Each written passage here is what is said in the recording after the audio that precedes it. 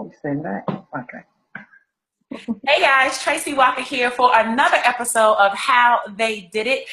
This is actually episode number 6, and we are privileged to have the dynamic duo. We have Dion and Nicole Sylvester. They are coming to us out of Chicago, Illinois, my hometown. Woo woo! And thank you guys so much for being on with us this episode.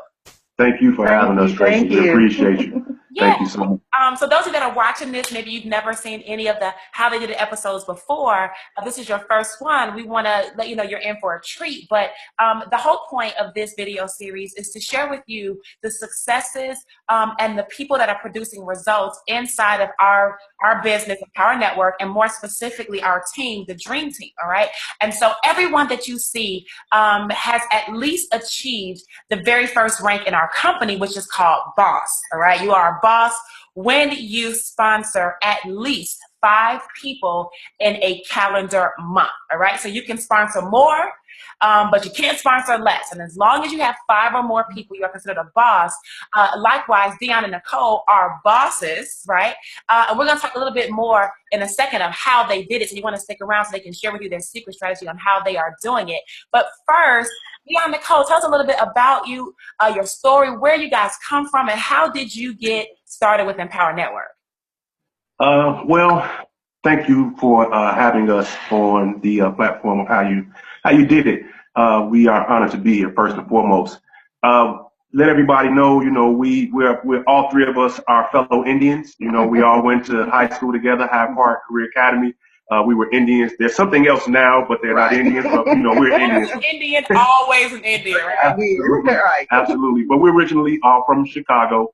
Got interested in the actual industry of network marketing when I came home from college. I was introduced to insurance, and everybody know that really, really big insurance company that's network marketing. I'm not going to say the name, but I was affiliated with that company, and I was $2,000 short of $100,000 that year that I was in it. So I had a little success with it, but even still, I only recruited 7 people to make that type of income, because our regional vice president, his focus was sales. Everything was sales. You have to go out and sell your way to $100,000.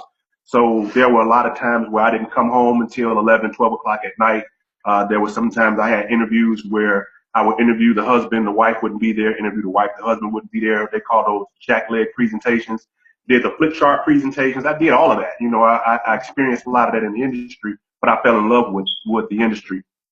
And from there, I was married before I married my wife, and we're no longer together, obviously. Right.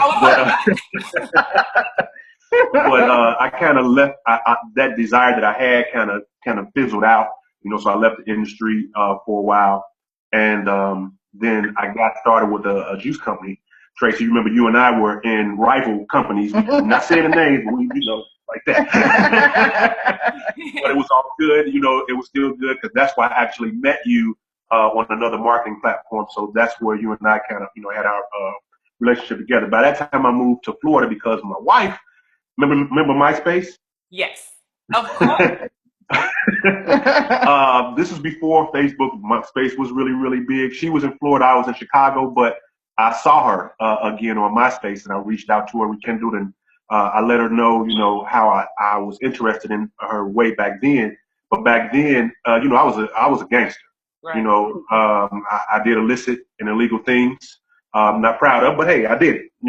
That's how I made it happen back then. And my baby, she was a cheerleader, so that was oil and water back then. Honey, look, I was the pom pom girl at Hyde Park. Listen, you were the cheerleader. Right? So those 2 back then didn't go together, but that casket is buried now. I don't drag that casket around with me, and I thank the Father that He allowed me to be the man that I am today, and she saw that in me, and we were able to move forward. So she invited me to come down to Florida, and I said, well, I'll come down to Florida for you, but when you get started in the company with us, invite the people to your house, because this was still home meetings and stuff. Invite the people to your house. I'll come down there. I'll do the presentation. It was a trade-off, Nikki. It was a trade-off. Right. So I come down there, and if anybody is familiar with home parties, if you really, like, she's from Chicago, not from Florida, so you really got to have a strong center of influence to invite 30 people to your house to get 10. So if your center of influence isn't strong and you invite 10 people, Tracy, how many people come? Probably 2, 1. Okay. All right. So we get to the house, get everything set up. How many people come? 0 people. None. But that's all right. You know, I still do the presentation with her as if it was 100 people there. That's right. But we're no longer with that company, but we still together. That's so right. I'm gonna let her finish telling you her side. Right. So that was your little plan. So, Right. You knew wasn't no people coming to that party. She knew you were business minded, that you had it together, that you were a completely different person. And obviously she bought into that, honey, because she went on and married. You told my secret, Tracy. I got him down to Florida. But before he got there, he introduced me to that juice company. I've always been an entrepreneur. I never wanted to work for corporate America. And hey, I'm there now, but it was a reason. But when I just being self-employed since I was 19, I made my own hours. I did my own time. I was a hairstylist for 14 years. But I like to use my brain because I got a lot of stuff up there. So while I was doing that, I was also a mortgage loan processor. I found out real early I hate paperwork, but even though I did it for 6 years, but it still was something else because it didn't give me the freedom that I wanted. And so I looked for my passion, which was cooking. Anytime I was stressed out, I was in the kitchen cooking something. And so I said, what do I love to do that I can get paid for? So I ended up going to culinary school and busted my butt for 2 years. So that's how I actually ended up in Florida. Roundabout, I worked on a cruise ship in Hawaii. Oh, wow. And then I went to Florida. My daughter and my mother was still in Chicago. I had to drag her out of Chicago to go someplace else. So that's how I solicited him to help me. Right. Had to drag mom. Down together. We all drove down 19 hours, packed up the truck in the car, moved from Chicago down to Florida. I love it. And you didn't know mom that well at that point, did you, Dion? No, that was my first time meeting her daughter and meeting her mother. In the 19-hour drive. Yep. Yeah. Oh, listen, this was meant to be, honey. Okay, Nikki, that can make it or break it, right? So obviously you made it, but it could have been horrible, right? 19. Right, it should have been. Mama didn't. I might have dropped him off in Tennessee somewhere. I mean, because we hadn't seen each other since we graduated from Hyde Park in 1990 until we saw each other again on Facebook. So there was a nice gap in between the time she had a child. Yeah. 18 years. So now I'm telling my age, but 18 years. It was divine. It was truly divine. Oh my goodness. Well, you know what? That's a magnificent story. It goes to show a couple things for me. One, when you want something, you have to go for it, right, Dion? I mean, if you had seen Nikki on MySpace and, thought, well, she's not going to like me or whatever self-limiting beliefs you could have had that time, then this union would not be here, right? It wouldn't had you chickened out, right? So you asked for something that you wanted, and that's the premise of how we're successful in anything, right? Because I like to say how you do anything is how you do everything. You guys are indicative of that, right? Going after it. That's one. Then the second thing is the ability to do something new. Something new. For you to pack up and go to Florida, and then for you guys to still even come back to Chicago, stay in the industry, and then even get going and Empower Network, those are all signs of doing something new, and being okay with change. A lot of people are not okay with change. It's like, the devil the devil you don't know, right? And they'll rather stick with the devil they know, and you guys, likewise, I mean, being producers in our business, you gotta adapt. You gotta adapt. And so I admire you guys. You guys give me hope. You give me hope. Thank you. I mean, it's an interview, but everything, of course, is in peaches and cream. Right. We in our struggle. When I actually started with Empower Network in January 2012. I was started the company. I was invited by Dave to come to the meeting in October. Wow. I lived in Kissimmee. It was in Orlando. That's right. You right down the road. I was so focused on the juice thing, you know, that I was closed-minded. I got to do this. This is the direction I'm taking my family. This is where we're going. So I was closed-minded. But in January, I didn't tell her, but I went and got a number, you know. So then I got the number, and I'm like, okay, I got to learn how to do this blog thing. I got to learn how to do this because I was on your list for a long time, even before then. So I was kind of, all right, I'm going to see how she's doing, and I'm going to try to market my blog after that. So I was trying to do that, and then the $500 product came, and I had got the product, and I didn't, right? So then she saw the $500 come out the account. She said, "What's this? Why? What's this?" I say, "But look, you see the $350? Because I spent $5, but we made $350. Right. Don't ignore our profit. Don't ignore that. Right. So then I did the product that's $1,000. We had it for $750. So I got the product and I didn't tell her. So I got that too, and then she was like, "Look this again." I said, "But look again, look again, look. We made it back." So it's my advice to couples: don't hide planting a seed from your spouse. You know, it's very, very important when you are going in that direction. All investment is nothing but a seed that you're planting into soil. And of course, you don't see that blade of grass come up out of the soil until a while. You're going to have to plant a lot of seeds in that soil in order for you to get a lawn.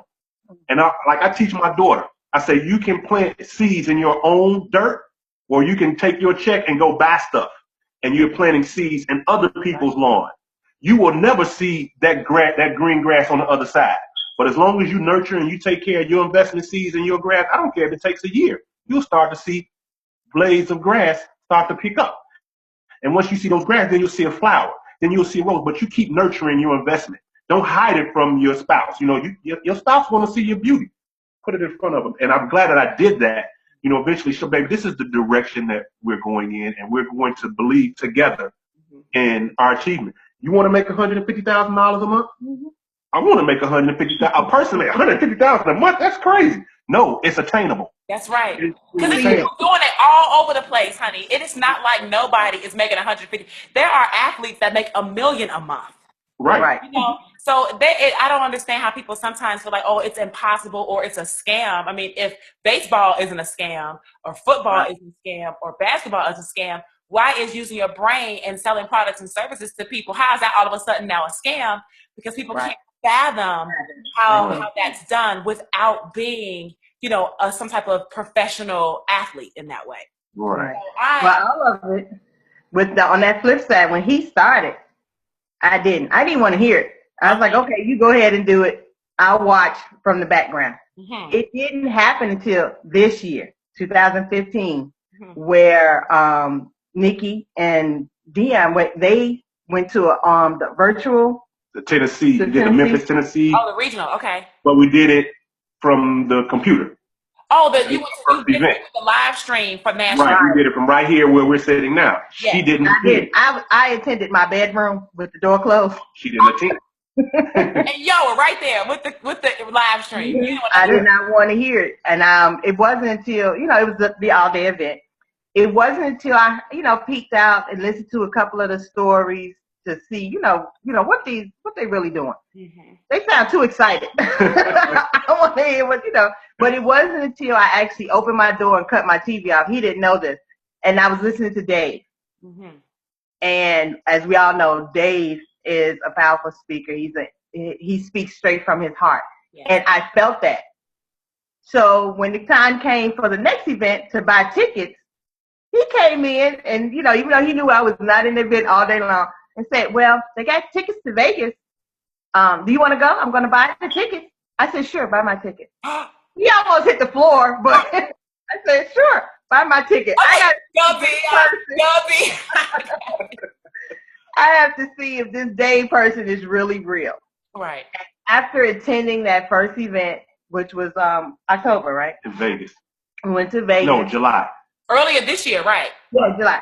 We went to Vegas, and that was it for me. I was done. I said, okay, when we come back, we're going to be all in, and we're going to be VIP.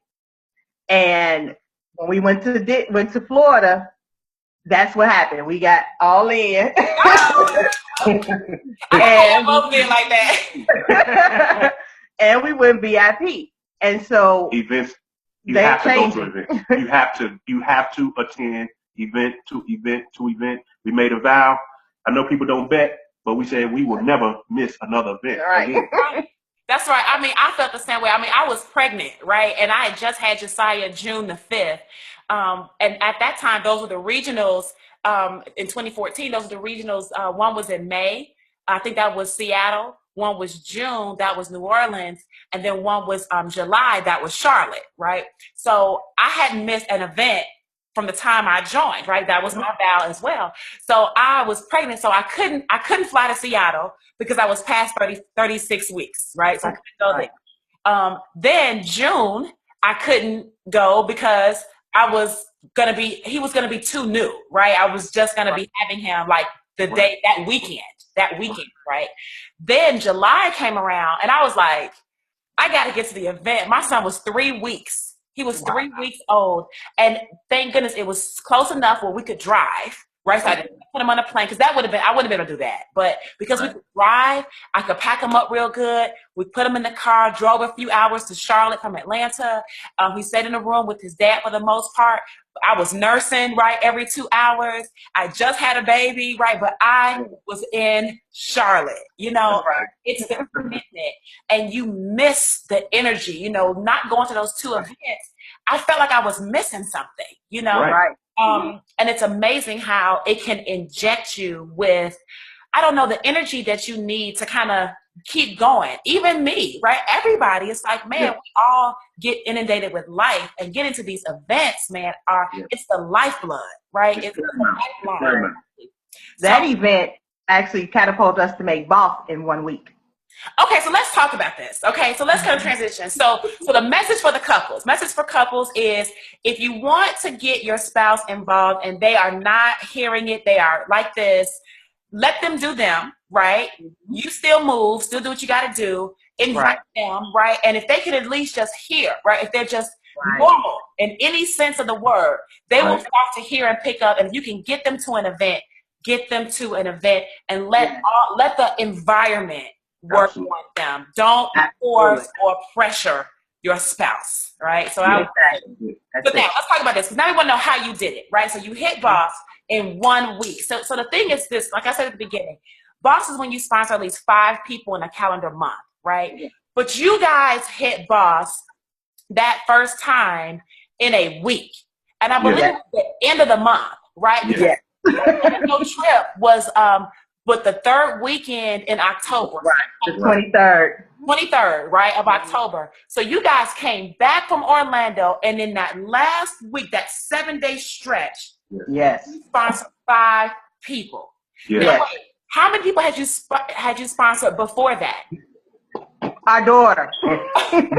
No. I mean, you mean in that month or like period? Period.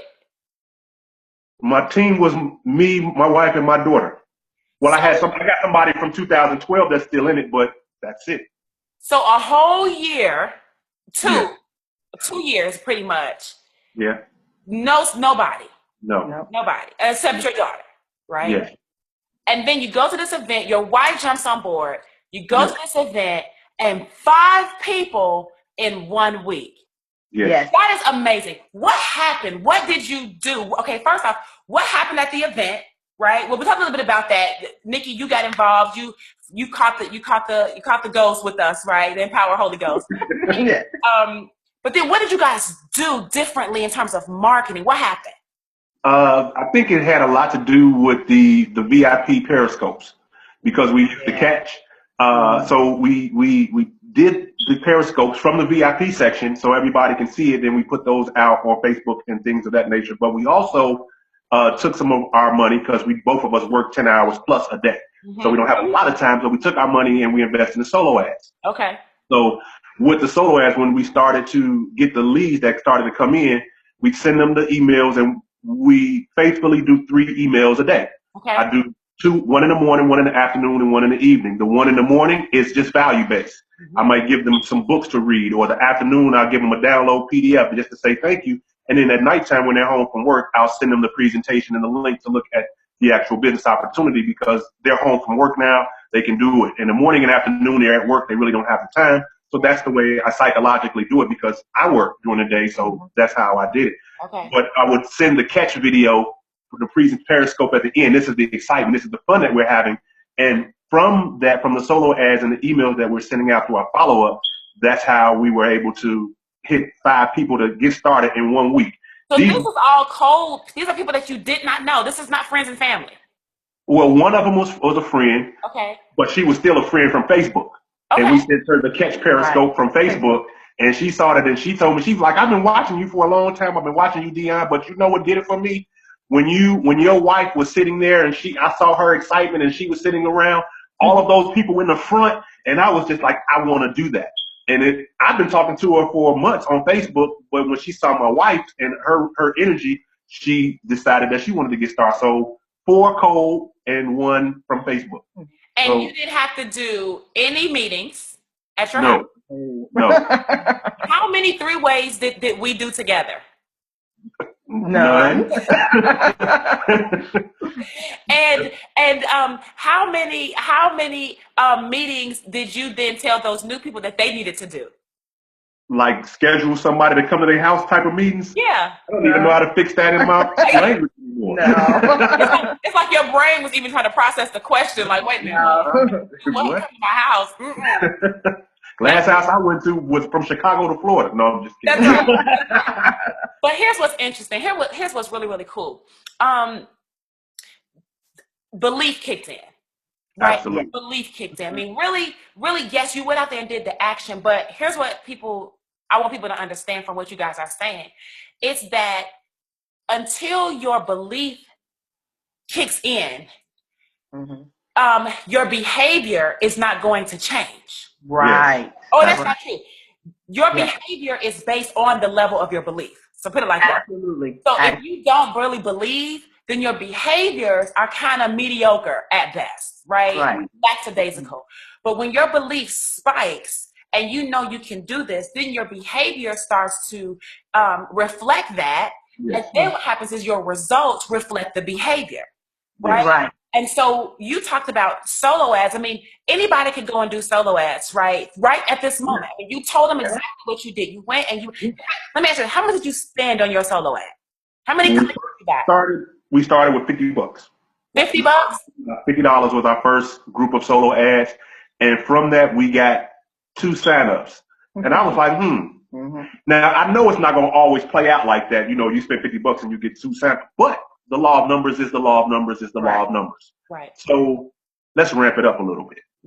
So we did that because, like I said, both of us have an income and we firmly believe in investing in ourselves and investing in our business. It's nothing for us to take some money that would have been for clothes and invest it into our business, into our leads. So let's take $200 this time and let's see what happens. So we have consistently said every time we get paid, we'll take $200 and we'll go do the solo ads and we'll do the Facebook hustle. Okay. And that's how we've been actually, for November, we were able to get the same results +2 because we still use our solo ads and we still use the Facebook hustle for the limited window that we have, but we still reach out to people. And that's important because you guys, like you said, you're working full time. Both of you are working 10 hours. So for the person that's looking at this, that's like, listen, I don't really have any time, or I can only do it part time. Can it work for me? What would you say to those people that are working like you guys that only have a few hours? Can they do this part time? I'm a chef and I have about maybe 13, 15 people that I have to monitor, and I keep my cell phone with me. So in between time, if I have a minute or 2 minutes, I'm on Facebook, I'm on Instagram, I'm sending out something. I even take pictures of the food that we're making and I send that out. So it's like people, you don't want to hit them all the time with your link. Right. They want to know you. They want to see what's going on. So I show them inspirational quotes, or I'll say something about that, or I'll send out my food or what I'm doing and let them know this is my passion. I'm working towards doing this full time away from corporate America so I can have that time to not only be here. I want to go to spice markets in Morocco and show you how to shop there and, do things like that in other places. But I can't do that on a lock and chain, corporate America. So, you know, all the time, I don't care where I am. If I'm walking down the hallway, I'm on Facebook. If So I got to go from choosing one to office use to your another. time effectively, right? And what you're doing, Absolutely. you're just making a decision to say, hey, I'm committed to this. And any opportunity that I have to work on my own business, Right. myself, my husband, and my daughter, we deserve my attention to what we want to do, right? I wake up an hour earlier than what I normally do. I take them to work at 5 o'clock in the morning. Okay. And once I'm back from work, I take that early hour that I normally would have woken up. I set my alarm clock an hour earlier, and that is the time that I take for my 3 emails per day. Okay. And I schedule those to go out morning, afternoon, and evening. So you So write all 3 of your emails in your hour, and then yes, you just go out at different times. Got it. right. And then when I come home in the evening, I'm at home from 7 o'clock to 7:30 is when I get home in the evening. And like I've told myself, a millionaire's hours are from 7 to 2 in the morning. So I know I work corporate America from early up to late, but once I give and dedicate my time to my 7 to 2, now it's not 7. I don't go to sleep at 2 o'clock in the morning every night. Of course not. But I know I work on my business starting at 7 and 7:30. I may work until 9 o'clock doing a blog. And from that 7 to 9:30, I know eventually me putting in the effort, I will have the results that I want. So once my hours, full-time business hours are 7 to 2 in the morning, I'll have my 9 to 6 in the morning to do whatever it is that I want to do, live my life, enjoy myself, because my business millionaire hours are from 7 at night to 2 in the morning. So that's my goal. That's my desire. And eventually that time that I have for corporate America will be mine to do what I want to do. Right. All right. Well, you know what? I just want to say you guys are rocking. I am so proud of you. I'm so excited. I love putting up that little downline report in my back office and say, you know, who are all the bosses? And I see Dion and Nicole on there, right, as the bosses for the month and things of that sort. It's always exciting to see your teams moving forward and to see people getting results and things like that they want in their business. And so I really appreciate you guys. I'm so excited. Listen, guys, what we want you to do at this point is we want you to decide to lock arms with us, right? You can do this part-time. You can do this full-time. It doesn't really matter, but you have to put in some time. Dion and Nikki, they both work, so they have the ability to leverage a little bit of cash.